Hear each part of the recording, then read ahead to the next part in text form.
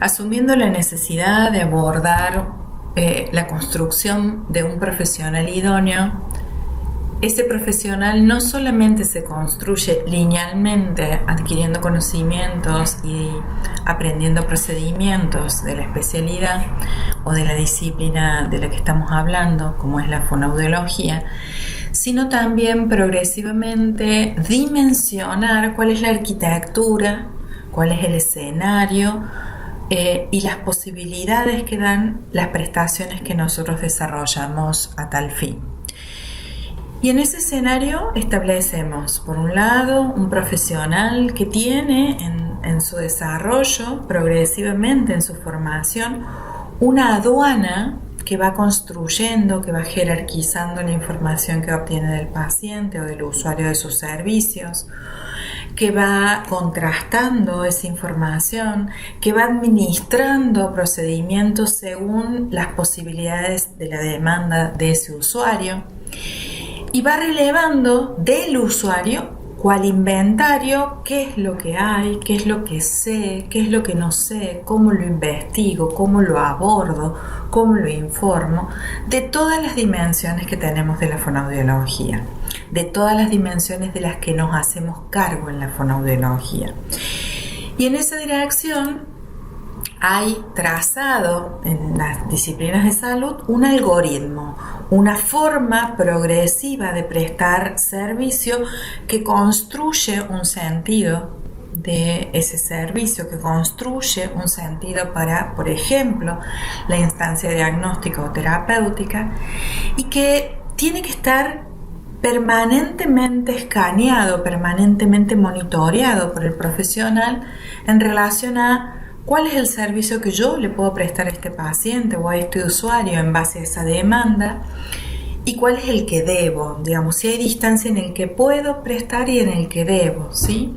No solamente entendiendo las limitaciones, sino entendiendo que la intervención fonoaudiológica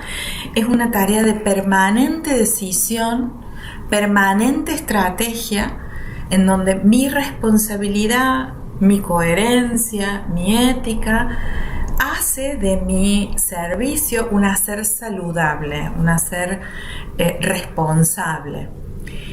Y en esa linealidad y en ese respeto por el algoritmo se pueden reconstruir los pasos de lo que ha llevado a un profesional a llevar en determinada dirección una intervención. Y por lo tanto, esa responsabilidad ética también es legal, ¿sí? Para hacer que su praxis sea una buena praxis, ¿sí? En ese sentido, y retomando la idea de inventario, reconocemos que ese inventario se corresponde bastante con lo que dentro del sistema sanitario se conoce como epicrisis. La epicrisis es un texto que progresivamente nos va dando un estado de situación del paciente o el usuario que tiene una forma impersonal de construirse, tiene una forma en donde el profesional no pone yo hice, sino que habla del otro, de ese usuario, relevando un proceso de mirada y de inventario progresivo, ¿no? Y de construcción progresiva de ese inventario, que es altamente comunicativa, que tiene lenguajes técnicos, pero que esos lenguajes técnicos integran la lectura y el análisis de este usuario por otros profesionales de la salud, que su escritura tiene que ver con una manera de construir sentido científico y sentido sanitario, que es abarcativa y que es implicante. Cada persona que reescribe esa epicrisis aporta un sentido, una direccionalidad y se involucra en la construcción de una solución o una intervención para el otro que viene a demandar un servicio. Es objetiva, implica una exposición clara, coherente, altamente verídica y veraz, y se transforma en un documento médico, vamos a llamarlo médico legal, pero en realidad es sanitario legal. todos los implicados tienen una responsabilidad jurídica sobre lo construido, sobre lo transcripto, sobre lo escrito, sobre lo articulado en la escritura, ¿sí? Por lo tanto, es un documento que, reitero, es implicante para el profesional que lo elabora, lo interviene en un momento determinado de la progresión de servicios. Y en esa dirección entendemos que hay un algoritmo, ¿sí?, de atención, es decir, hay una secuencia definida y puntual de operaciones o intervenciones realizadas a un paciente que no son ambiguas y cuya ejecución da cuenta de preservar la salud de la persona que nos viene a consultar, y en algún punto no afectar su devenir evolutivo hacia la salud si fuera el caso del paciente. Por lo tanto, en algún momento ese algoritmo se activa con el motivo de la consulta y con la demanda puntual del paciente, pero es importante reconocer más o menos algunos aspectos en el servicio que yo le puedo prestar.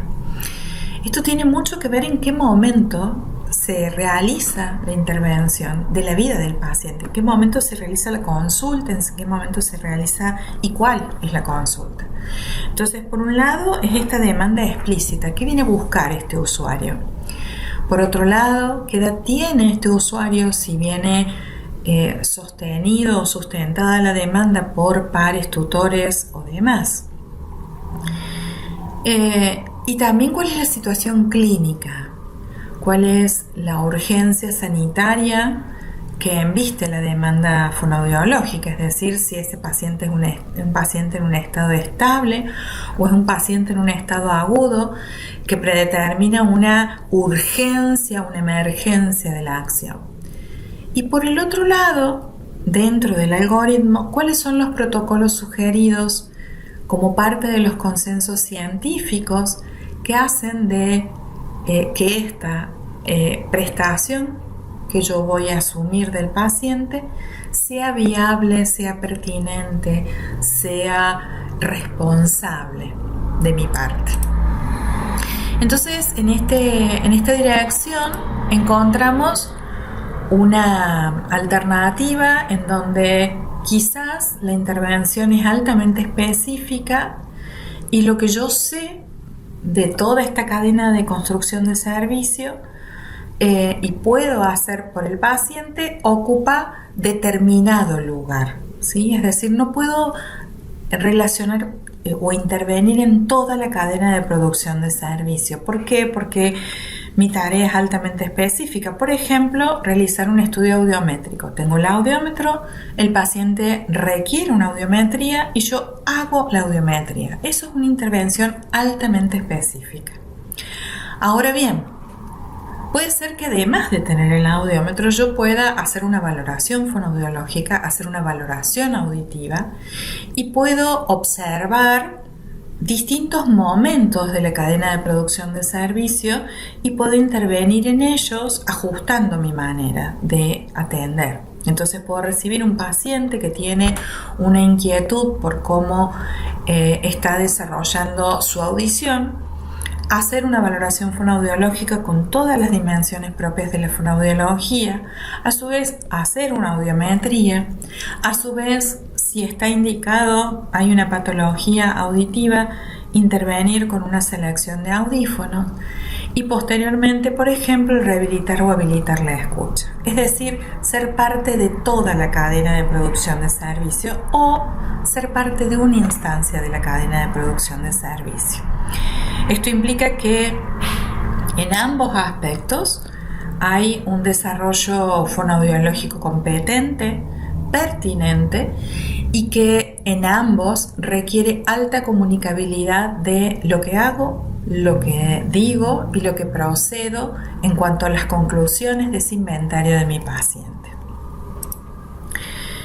Otro aspecto fundamental es en la línea de vida que atraviesa esta demanda de intervención, ¿sí?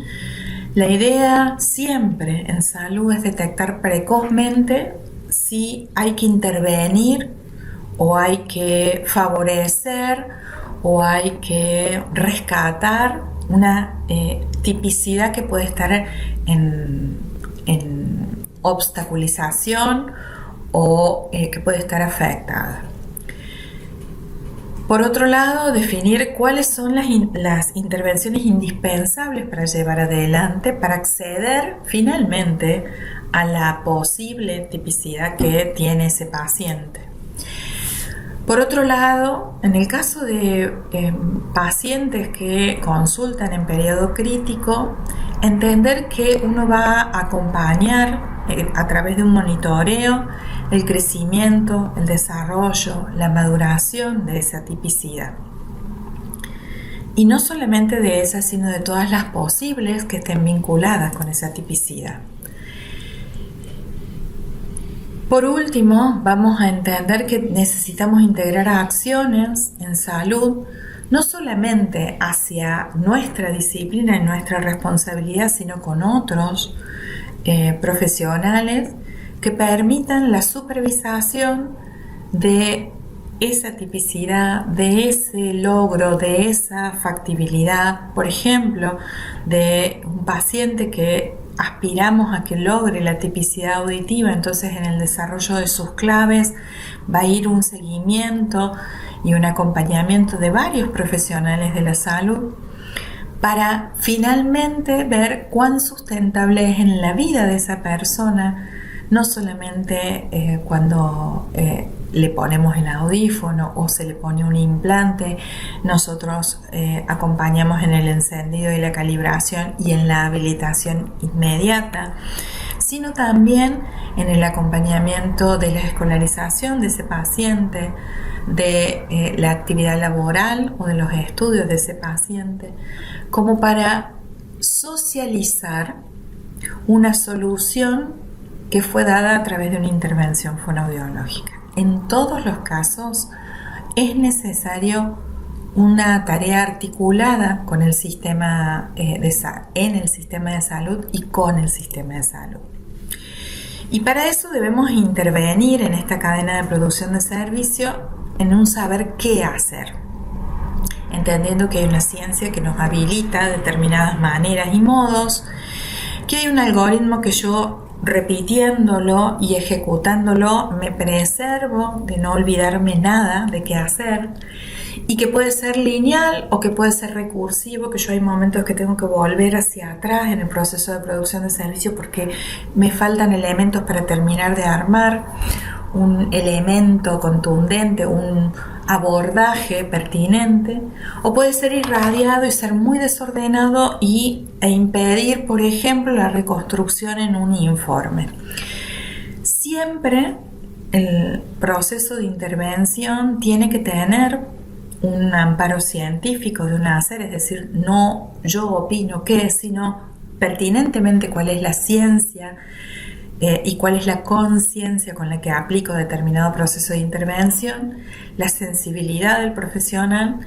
y también en ese proceso se van a amparar las decisiones y las estrategias que vaya llevando adelante para dar siempre accesibilidad a procesos que están obstaculizados y que son en general de los que emerge la consulta y la demanda profesional.